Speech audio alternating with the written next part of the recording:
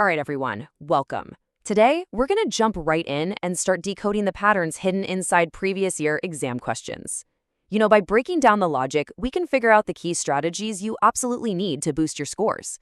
So, are you ready to dive in? Let's get started. Okay, so here's our game plan for today. We're going to be tackling some really high-impact questions from 3 critical areas: general intelligence, general awareness, and, of course, English language. This is all about getting you familiar with the actual exam format to really sharpen your approach. First up, general intelligence and reasoning. Now, in this section, it's not just about being fast and accurate, right? It's really about understanding the why behind the answer. We're not just here to solve problems. We're here to decode the logic behind them.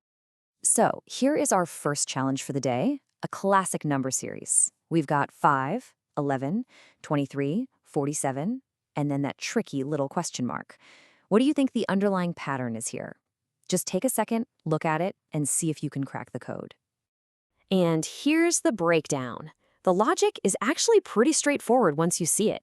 You just multiply the previous number by 2 and then add 1. So 5 times 2 plus 1 gets us 11. Then 11 times 2 plus 1 is 23. If we follow that exact same pattern, 47 times 2 plus 1 brings us to 95. And that is our answer. Okay, let's switch gears and look at a logical reasoning problem. The statement says that while resilience is great for bouncing back from setbacks, progress can totally stall if we don't actually learn from our mistakes. It's a classic cause and effect setup, but with a really important condition. So let's analyze these 2 conclusions. Conclusion 1 says that resilience alone isn't enough for progress, which lines up perfectly with that little word but in the original statement. Conclusion 2, however, claims that learning from mistakes guarantees recovery. Now that word guarantees, that's an absolute, and the statement just doesn't support it, so only conclusion 1 logically follows. Excellent work. Now let's move on to our second section for today, general awareness. The key here isn't to know absolutely everything. That's impossible. It's about focusing on those high-yield topics.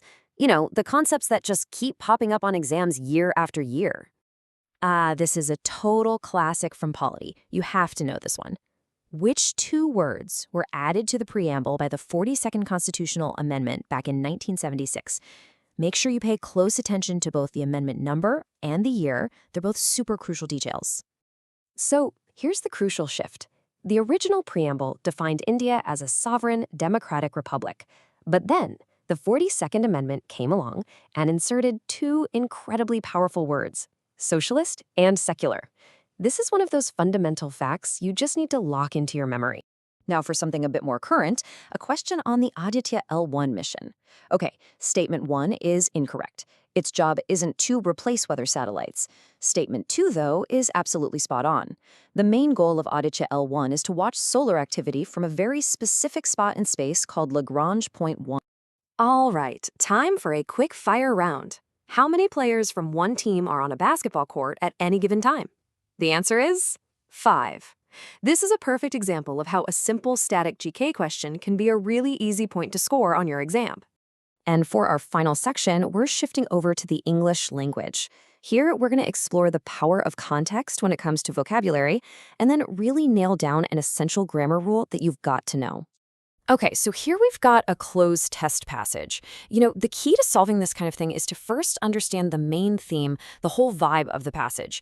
And this one is clearly all about the huge pressure students face, both from school and from their friends. Grasping that context is everything. Let's zoom in on that blank for question 6. The passage is talking all about feelings that come from social pressure and what's expected of you. So, because of that, emotional stress is the most precise fit. The context really points more towards feelings than, say, purely academic pressure. All right, let's tackle a fundamental grammar topic that comes up all the time: direct and indirect speech. Here's our sentence in direct speech. They said, "We are watching a movie." Simple enough, right? Now, when we convert this to indirect speech or reported speech, it becomes, they said that they were watching a movie. And here's the golden rule you need to remember, the tense shift. The present continuous, are watching, becomes the past continuous, were watching. This is a non-negotiable rule you just have to know. So let's quickly recap the main takeaways from our session today. For reasoning, your goal is always to find that hidden pattern or logic. For general awareness, it's all about memorizing those high-impact facts, dates, and amendments. And for English, just remember, context is king for vocab, and mastering your grammar rules is absolutely essential. So which of these topics did you find the most challenging? I'd love to know. Drop a comment below and tell me. And of course, if you found this whole breakdown helpful, be sure to like and share it with others. We'll see you in the